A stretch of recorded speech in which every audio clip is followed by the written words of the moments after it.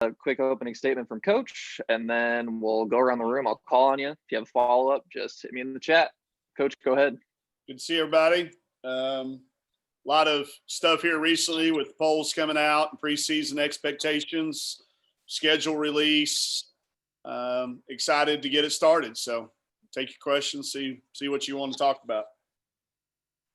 Paul, go ahead.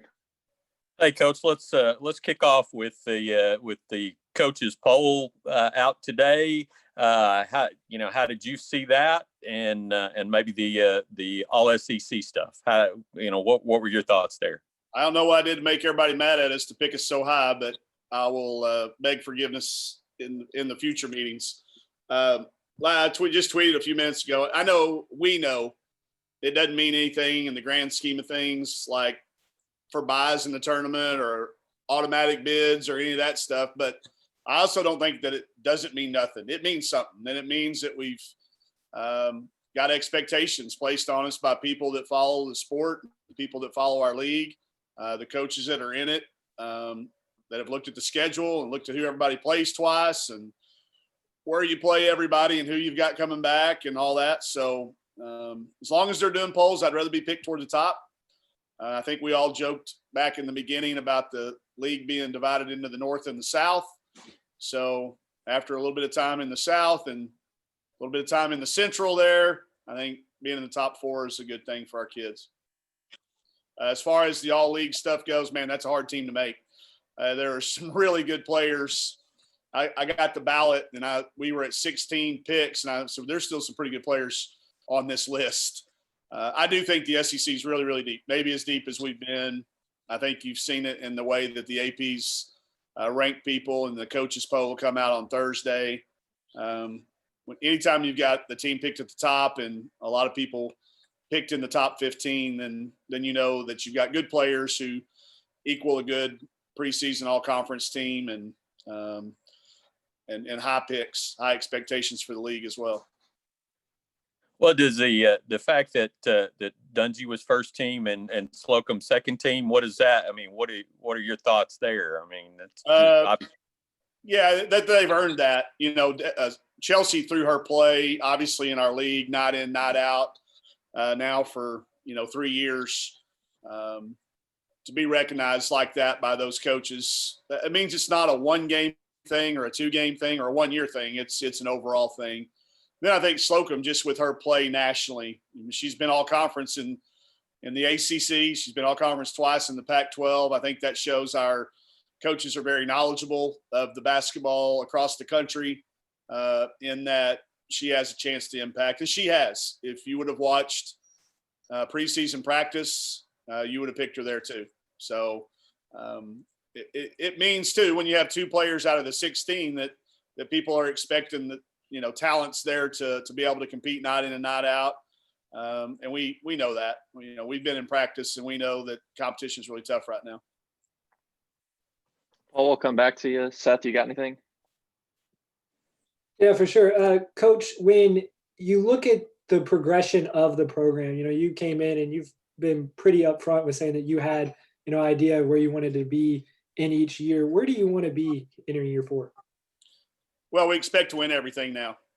It's a comfortable spot to be. I didn't think it was fair to come in year 1 talking about winning conference championships and winning, going to the NCAA tournament when that hadn't been happening and that wasn't the expectation. Likewise, now that we're there, let's win everything. Let's win every game we play. Results are okay to talk about. We're okay to get into that results-driven type thing. Still focus on what it takes to get there, but I think our locker room expects to beat Baylor on the December 6th. We're playing at Florida Gulf Coast. That's the place that not many Power Fives go to play. They're on their home floor. I looked at the math. I did the math yesterday. We've got 7 games against teams that are going to have a national championship banner, and 16 who've been in the NCAA tournament the last 3 years. And that's what our kids were promised if they would come. We were selling them this vision of, I know you've got all these other schools that are doing it right now, but if you'll come here, we'll eventually do it before you leave. So it gives evidence that We're not just running our lips. It's not a lot of not a lot of lip service. We're going to talk about it, doing it, and then go out and do it after the fact. So I think it just speaks to our kids embracing awareness of where we are and where we were, and now where we got the potential to go. How much easier does it make it, the fact that it isn't just lip service anymore? A lot easier. Yeah, we've got, you got recruits calling you instead of having to call recruits. You've got transfers that we're turning down instead of begging. It makes scheduling a lot harder. I mentioned Coach Schaefer, and I mention him every chance I get, but the job he's done to put that schedule together, it's hard because A, we've got people that A, don't want to play because we do have a good team, B, COVID issues, and C, all those restrictions. So the uncertainty, but it does make things easier as far as those areas. It makes games harder. We're no longer, the hunter mentality. I go back to the Pawpaw Neighbors line of it. Things change when the deer has the gun instead of the other way around. And it makes it harder in that. But that's the challenge that these kids came for. And I think we'd be doing them a disservice if we put together a schedule that wasn't challenging and didn't give them the opportunity to play against the best ones before SEC play starts. Tyler, do you have anything?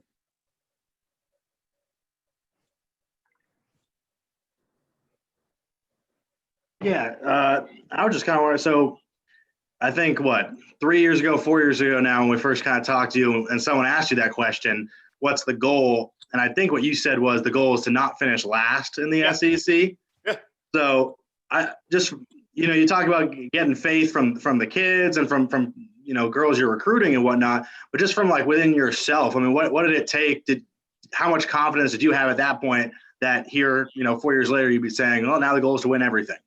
Not very much. I didn't have a lot of confidence. I had a lot of belief, a lot of trust, but not much confidence. But once things started to flow together, once Chelsea came and Amber came and Slocum came and Taylor did what she did and Jalen stayed. I always go back to that first meeting. The right kids stayed in that first meeting. That very first day when some people had the opportunity to go and the right kids stayed. And that got it all started. And once I saw that, my confidence did grow, but there wasn't a lot at the very beginning. So to be here now helps me make decisions in the future. You know what I'm saying? We made these in the past based on what we knew, what we believed, what we thought. Now we can say, okay, well, that worked. Let's try this. And I can try those things with some confidence, like the schedule. Coach Schaefer made me sign a form that said, you were fully aware when you agreed to this game what we were doing. Because he doesn't want me coming back and looking at him like, who put this schedule together? It gives you confidence to move forward. And it gives you confidence to try some things to make that next jump up. Again, we're not there. We're in the talk, but until we now back that up with a Sweet 16 run and Elite 8 run, get a magical draw and play whatever tournament they give us a chance to play in. That's the next thing that we have to do. But I do think we have confidence in that part of it. I wouldn't tell you I had a lot of self-confidence, but I've got confidence in that team and the staff down the hall. So, and now confidence that we have done some things and there's more we can do. And then, obviously we know Chelsea and Destiny and Amber and all of them, what we're kind of expecting. Anyone who you think is going to surprise us this year, media, fans? Michaela Daniels always gets forgotten about. I mean, she got forgotten about last year by our lead coaches on the all freshman team because I think people didn't realize she played like a freshman. But that kid has been our most consistent player in the preseason. She just does not get herself in trouble. Her teams win. She goes about it. I don't like to compare kids to anybody because they're all unique. And she's met this guy, but she doesn't remember him playing. But she's Lee Mayberry for Razorback fans. She is that just always with a smile, always goes about her, but she's a killer. And I think that's the thing that she has made improvement. She had a great freshman year. Everybody always worries about the sophomore year, that sophomore slump, But she's come back even better than ever. Mason coming back gives us a stability. And then Marquisha Davis will kind of be that, like Roe did last year. You know how Roe went from freshman to that sophomore? Marquisha Davis has a chance to do that same thing for us. So seeing the local kid that last year gained a lot of experience in practice and game after the games and in some games.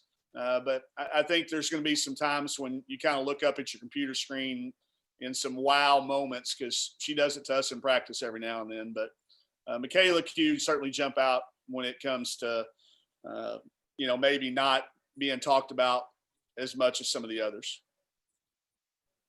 Brett, you have anything? Mike, you intrigue me with the talk about destiny with getting some all-conference honors in the ACC and Pac-12. Has anybody ever received all-conference honors in 3 different conferences? Normally, when you're leaving because you're not playing enough, could that be a unique stat or note? We haven't found any yet. Mario's got more homework to do now, but I have not found any, and I've looked. No, to my knowledge, there's not been. And it does take a unique circumstance and a unique setting, but she's a unique kid. So I cannot think of any off the top of my head that's happened for, Brett. One more thing on Amber not being named in the top couple of teams. Is she the kid where that's a chip on her shoulder right now? Does she care? We didn't talk about it yet. I think it might motivate her a little bit, but she understands that the way the preseason stuff works. I don't think anybody had 3. South Carolina didn't even have 3, did they, Mario? And they're the number 1 team in the country. Until we start making our ballots public, there's always going to be a little gamesmanship in some of that voting. I can tell you this: if we were putting the whole pool of candidates together on available picks, Amber's going in the first round. So her value might not be as valued by some people as it is for us. But she's a kid that has always just kind of gone about doing her thing. She was always, your shot's funny. You got to change your shot. Not so much. She won the McDonald's All-American 3-point shootout. Hey, you're too slow. Not too slow to be a McDonald's All-American. Hey, you can't. She's been told that a bunch. So I know that kid thrives off having her teammates' trust. And if you've ever been in one of our practices, when she turns down a shot, it's comical. People yell and scream at her to shoot the ball. So I would, and I know she's this way. She would rather have that than a bunch of awards that, might have some momentary value. She would rather have that day-to-day confidence from her teammates and her coaches. Russell, you have anything? Coach, just your thoughts on the schedule that Todd was able to put together, and obviously the Baylor game sticks out to a lot of people. Yeah, sure. They're going to be going down as still defending national champions, I guess. Preseason top 5 in all the polls, dominant in their league. I think they've won their league championship 15 or 16 straight times. A standard bearer. Being able to get that game here. Another one of those little signs of evidence that things going in the right direction. But it goes back. I've always been told if you have a good team, you need to put together a great schedule to be a great team. If you have a good team and you put together a crappy schedule, you never even have a chance to be a good team. And I've never cared about win-loss record. I really haven't. I don't have any desire to have X number of wins. It's always, how do we play in March? Can we beat the good teams in March? And so far we've been able to do that. And I don't think you can get there, and especially in this abbreviated preseason. I look around at the schedules that are being released, and I know there are COVID issues, but I still think there are some people that probably opted out of some competition games because there's not as many wins available if you do that. But when you don't care about it, it doesn't matter. You get the best people you can play. That's why we're going to UALR. We're going to play in Stevens. We could have canceled that game. We could have said, COVID, we're not going to play in the big arena. We'll move it. But we didn't. Hey, Florida Gulf Coast. We got to play them on their home floor now rather than a neutral site. We could have jumped out of that. But it was never our mentality. there were opportunities to play an easier schedule, but we tried to get the hardest one we could find. And I'm ready. We're ready for it. As far as anxious wise, I don't know if we've got the game plan in to be able to play 4 games in 5 days against the people we're getting ready to play against, but find out. These kids have waited too long to play. This is the longest any of them have ever been without competition. Ever. Whether it was junior high to high school or summer to what, this is the longest they've gone without competing with somebody in another uniform. And we didn't want to wait any longer that's why we're playing so early on that Wednesday. We're not going to wait any longer than we have to. And then 4 games in 5 days and recover and come back and then be able to play the in-state schools and in-system school and UAPB, keep the Little Rock game, add UCA. We tried to go ahead and get Arkansas State started this year as well, but his schedule was full because they added league games. So really happy with how it turned out. And I hope that we get a chance to play every single one of them on there. Mike, Jordan, do you have anything? on the Oh, sorry, Brett. trajectory, would everybody wants the tournament to take place? Would you be disappointed if the NCAA tournament went to one site? Because we talk about trajectory, you would have been kind of on pace to maybe host a couple of rounds. Yeah, no, if we have anything, disappointment won't be the word. You'll look back and talk about it 20 years from now, but if we have anything that's got tournament postseason attached to it, we'll be excited. I anticipate we're headed in that direction. If that's the direction the men are going, I think it's probably safety wise and gives us the best chance to play. So no, there wouldn't be any disappointment. It would be kind of excitement, maybe a little bit. I've always kind of liked that Survivor Series mentality. I've been behind Debbie Antonelli's plan to go to Vegas for a long time. Get there and, man, want to stay. Go someplace where you want to stay. I know that when we lost in the Final Four in 2016, our kids want to go home that night, get back home. I don't think that would be the case at one of those events. So it could have some excitement to it. We'd love to be a part of anything that ends up happening to kind of, wash away last year's memories of what could have been. Jordan, go ahead. Being a week out or so from the first game, what do you want your team to do really well? What do you think that they can be really successful at, and maybe areas of concern as well? Be good in transition defense, because there's going to be a lot of turnovers and a lot of missed shots. So if we can be really good in transition defense and transition offense, that's a good place to start. That's the places we do a lot. My concern right now, and I've been having individual meetings all morning, is we haven't had a chance to scrimmage. We haven't had a closed door scrimmage. We haven't had an exhibition game. We haven't had anything. We're going to do a red, white against ourselves, but that really doesn't put 5 people on the floor at once. And then who's your first guard sub? And who's your first forward sub? And who doesn't play? We haven't had to have that yet. Normally on November the 17th, you've already had that plus 2 or 3 games. So we're not going to have that preseason. And I've really studied football. I've talked to Colby in soccer. I've talked to Jason in volleyball. Everybody that's competed in a team sport. You can't talk to Coach Harder and Coach Buckman because they win national championships. They're operating with a different game preparation than the rest of us. They're making sure the plane gets there on time. Okay. So I've been talking to those guys about that, and that was something they faced. So I'm concerned that I don't have the expertise to handle maybe not having that have happened yet. And it's going to happen on Wednesday. And then we get on a plane and then we play 3 more games in the next 4 days. So it's going to happen fast.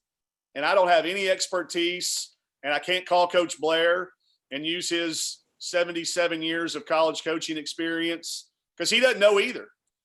There's nobody that knows to tell each other, hey, try this.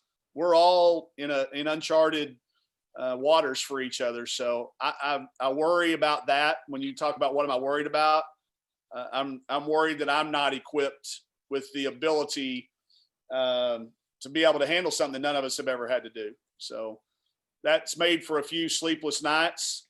Even though Bowen is sleeping 13 hours a night still, it ain't his fault. I cannot blame the little guy for that. It's me and that. So it's a good question. And as long as we're good in transition offense and defense, I think the game will take care of itself. But but I'm just worried about making sure our kids have mentally handled all this and are ready to transition back into competition. I know physically they are. Strength and conditioning have done a great job. Our medical staff, we've been tested more than ever in the history of since any of us have been alive. And now can we go mentally prepare and get back into competition mode? Whoever's behind the pig trail camera, do you have a question? Kyle, you have a question? All right, does anyone have any follow-ups for Coach? Hey, Coach, can you talk a little bit about your signing class there, starting with Jersey? Sure, we can start with her because she's the closest geographically. Right. Obviously, that's the kid who has escaped us in the past. It's the kid that's ended up at UConn or Rutgers or Tennessee or take your pick. So to be able to be good enough at the right time, she was still buying into a vision a little bit, when she committed. But I think seeing the way everything has gone only solidified that decision for her to stay home. She's the type of kid that avalanches things in the future classes. They've all seen her. They all know her. They all talk about her. Everybody in the class that I'll talk about now had already committed prior to Jersey, though. They wanted to be Razorbacks. They were not influenced by her decision. But obviously Jersey with her, there's nobody like this kid. There's been nobody in men's or women's basketball that's gone through the growth spurt that she went through and stayed the same position. Okay, there's been a lot of people that have grown, but they changed positions. Anthony Davis went from point guard to forward. Durant went from point guard to a forward. Jersey has grown and stayed the same position. And in our game, it's really literally unheard of. So the uniqueness to her, there's no comparison of what her potential is. And when you meet her and you talk to her, she's even a better kid. And I know that gets said a lot. But this is a case of a kid that we were in the right place. Arkansas gets one about every 10 years. I mean, about every 10 years, you get that kid that comes along that everybody in the country wanted. And they can't say they didn't, because I sat right next to him in Northside's gym, night in and night out. Baylor, UConn, Louisville, Notre Dame, they were all there. Oregon State, everybody in the top 10 wanted this kid. So for her to say yes to us, I don't think enough can be said or written about it. Then I'll go in the reverse order. The first player to commit was Emory Ellis out of Van Nuys, Oklahoma. Mario did a great job releasing our signing stories, and I think y'all probably saw those. She was the kid that we just kind of randomly heard a rumor about and turned out to be even better than we thought. Lacey Goldwire had heard about her, went down and saw her because of a college classmate told him about her. And lo and behold, we find out, she goes, well, Arkansas is kind of my dream school. You don't hear that a lot. And I'm from Arkansas. You know what I'm saying?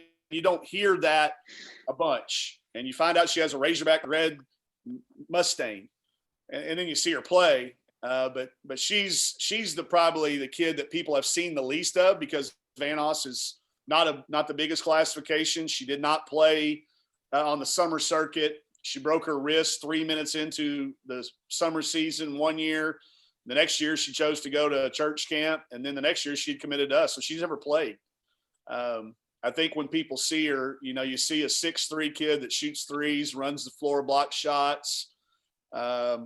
She's a triple double in high school with block shots. She blocked 22 shots in the game I went and watched last year. I did the stats. But she could be a double type kid for us. Then the next player to commit in order was Samara Spencer out of Florida. Another one that was because of relationships that we had with her summer league grassroots program. We don't really, you don't really target Florida as an area to really hit, because there's so many other SEC schools between here and there. and ACC schools and all those schools recruit Florida.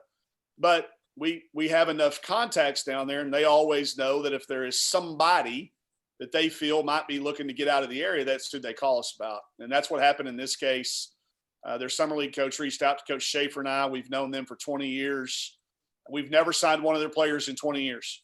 Any place we've ever been, neither of us have ever signed one of their players. But they said, "Hey, coach, this is your type of kid." And we trust them. We believe them. They know what we look like, and we hit it off. Her mom brought her up here for a football game last year on an unofficial visit, and she committed about 2 weeks later. Slasher out on the wing, SEC body, SEC caliber athlete that shoots it, and she's rare. Then Ashlyn Sage out of Weatherford, Oklahoma, played on the same summer league team with Riley Langerman and Emory, and we had kept hearing her name in the signing story. It was my high school teammate at Greenwood High School back in 87. He's a preacher out in that area, and he kept hearing about this kid, and he said, "You might want to keep an eye out for her." And I randomly stumbled across her name at a game watching Riley play. At the time, she was just spindly, 6'1", played her guts out, wing player. And now she's a 6'3" shooter with unlimited range with her added size and strength. She's a good rebounder. She can guard multiple positions and can play multiple positions for us. So the 4 in that class, and then the unfortunate injury to Alana Eaton pushes her back into that freshman class. But that class of 21, pretty solid, pretty good group. Really going to fill a need for, the potential loss of some of our seniors. There's always a chance that those kids are staying now. Our recruiting board looks like a jigsaw puzzle up there because there are a lot of moving pieces onto what could be with all that. But all 4 of those kids knew that was the potential, and they still wanted to be Razorbacks. And I think at the end of the day, that was the most important part of it. Hey, my last thing Kyle, I see here. you got I had one other thing. I'll bow out. Go ahead, Paul. Go ahead. Mike, you mentioned, I think to me last year, that you felt like your team was ahead of schedule. Back then. Are you on schedule now? Where do you think your team is in your head? I'm going to get going with ahead of, Okay. just maybe because it makes me sound better than I really am. I don't know, but I hope for people's sake that in all sports, that if you come somewhere where you're being picked last, that you don't have to be being picked 4th in year 4. That takes a lot. There's just a lot of things got to fall right for you. So I think we're still ahead. I do think not having known what would have happened last year, if we'd have gone to the Sweet 16 last year, like I think we could have with the right draw, I think that would have been the answer. Yeah, we're way ahead. I wouldn't have said Sweet 16 for a program that's not been to one since going to the SEC, except Coach Blair's run in 98. So I think we're still ahead. I think this year is a pivotal year to staying ahead, but certainly on schedule at the very least. I don't think anybody would lose that argument if you went with on schedule. But I'm going to keep pressing I'm going to try to keep the narrative going on ahead schedule if it's all right. All right, we'll do one more if anyone has one last question for Coach. Hey, can you hear me now? I was having some mic issues earlier. Yeah, I can hear you, Kyle. Yep, you're good, Hey, Kyle. sorry about that. Hey, I just want to ask you specifically about those in-state games, Coach. Yeah. I mean, you know better than anybody, there's some significance to seeing, UCA and then at Little Rock and UAPB. Yeah. It goes back to when the board allowed and Hunter allowed us to do it. It was a no-brainer for me. I've again, growing up in this state, I always wondered why we didn't, and I've got a Frank Broyles autographed helmet, autographed book, autographed picture. I mean, I'm a Broyles guy, but I never really understood why that was that big of a deal. So to be able to be a part of the first teams that are going to play all of them in the same year and, at their places. And I wouldn't do it if those people, like if Joe Foley wasn't at Little Rock, I probably wouldn't have done it. But I've got too much respect for Foley and what he's done there and their AD. Same thing with Don and Sandra and Matt at Arkansas State. It's just good for our game. And I felt like not that it wouldn't have happened and eventually, but because they're there, it was the right thing to do for our game. And then you throw COVID in there, and it certainly was able to move it up a year. Be able to reach out to Don because they were losing games at UAPB, and Sandra had lost games there. just to be able to help each other. They helped us, we were helping them. I think it's great for our kids in our state to know that there's lots of different options. There's lots of different opportunities to get your college paid for and play basketball. And, if we can be a little help in exposing that to everybody, then I think we've done what we're supposed to do. Again, All right, everybody. I'm That'll not wrap so it up. sure after we play at Stevens Arena, I may have a different attitude, but for now, we're going to be positive. All right, everybody. Thanks for hopping on, Coach. Yeah. Thank you. And we'll Good to see see you guys next everybody. week.